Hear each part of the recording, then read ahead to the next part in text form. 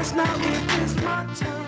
Just want you, I am ready for your... Welcome. All right, we're going to, at the top of the hour there, the governor of Lagos State, Akim Umeambode, just addressed the press conference, touching on a lot of issues concerning the primaries of the All Progressives Congress coming up tomorrow for Lagos State. There was quite a lot that he had to say there. We're going to try and see how much of it we can dissect. I have here with me Jude Egbas and, of course, Shegun Wosonya. Thanks for being here today. Thank you. Good afternoon. Interesting. Then let me start with you now. What jumped at you, first of all, listening to the governor there? I mean, he touched on a lot of things about his opponent. He was asked questions about... the Daily Momodu there, the publisher of Ovation, did call on the Godfather. Of course, we know he's talking about Ahmed Tinubu, Bola Ahmed Tinubu. But he didn't necessarily answer those questions. What jumped at you, first of all, watching that? I think it's interesting that we just had this because if you ask me from a political strategic point of view, he didn't need to do this. And what we just saw looks like, we just saw a governor who is fighting for his life. Seeing Ambode so flustered, so much on the defensive before. And the gloves are off because he even took on Babajide Sanwo-Olu, who we now know has been endorsed by 57 local government chairman and vice chairman, and the entire APC structure in Lagos is backing. And you know, he did say there that party members have been misled. So this is a governor who is practically fighting for his life, like we just saw, and that's what jumped at me as watching that. Shegun, I mean. I'm still trying to comprehend a lot of it, but I mean, he did talk about Babajide Sanwo-Olu there. Touched on a little, went below the belt, I believe, a few times. He talked about the fact that he probably was arrested some time ago for carrying fake dollars, talked about his psychological and mental health even, said we're not going to talk about what happened at Bagada Hospital. We don't know exactly what that means, but I mean, what is that about? First of all, I just want to say that I'm grossly disappointed.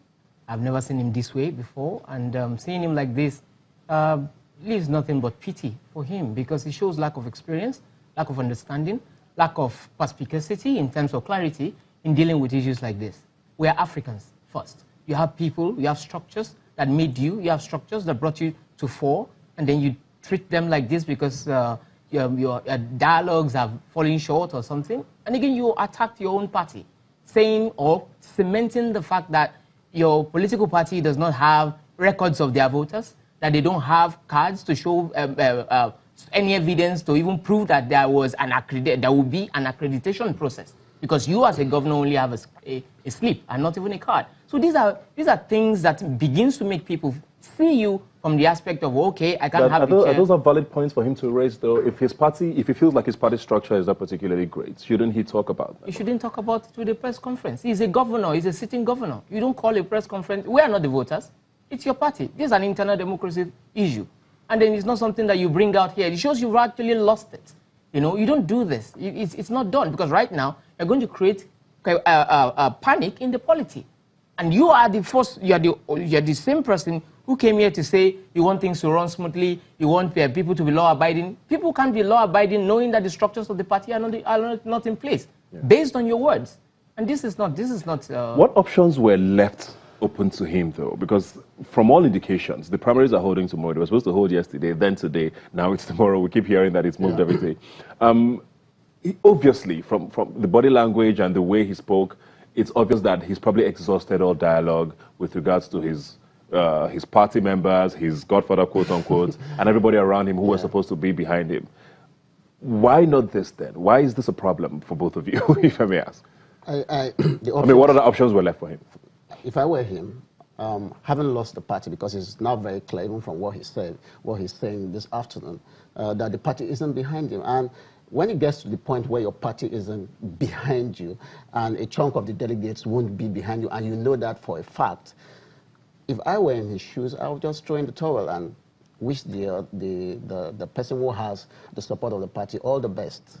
But why be a quitter if you feel like... Because which is worse, that he loses or that he steps down?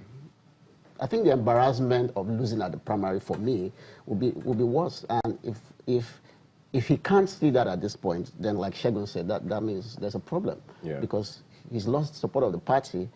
And from everything we've been hearing in the last two weeks or 3 weeks, he doesn't stand a chance at this point. And we could see from his body language that he's fighting it. And why fight it when you can do the honorable thing and resign? What do you think went wrong? Because Up until, I think, to the best of most people's knowledge, up to 3 weeks ago at least, it looked like he was coasting. It looked like he was everybody's, he was this symbol of, he was doing well, he was in good terms with his godfather, everything seemed to be going well. Lagos State was pretty much in the bag for him. What do you think went wrong that in 3 weeks, things have snowballed to this point?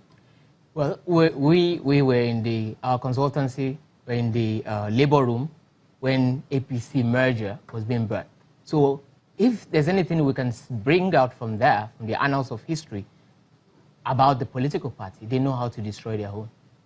They're perfect at that. And when you have enough rope like that, you don't use it to hang yourself. I believe that a lot of things, there have been photo ops, there have been dialogues and whatever, but it's not getting to the bottom. It's not actually scratching the surface. And once you've realized this and you've seen this, because you've seen many people fall short or many people cross paths before within the party and you've seen how they exited. And I don't think you should be surprised that this is happening because, the same cane that they use for the first wife is kept on the roof for the second wife. So you should be able to have that somewhere. And once the case have gotten there, you don't have the presidential support, you don't have the party support, you don't have your godfather's support, you don't even have the people's support. You must be a genius to cut off all your connection.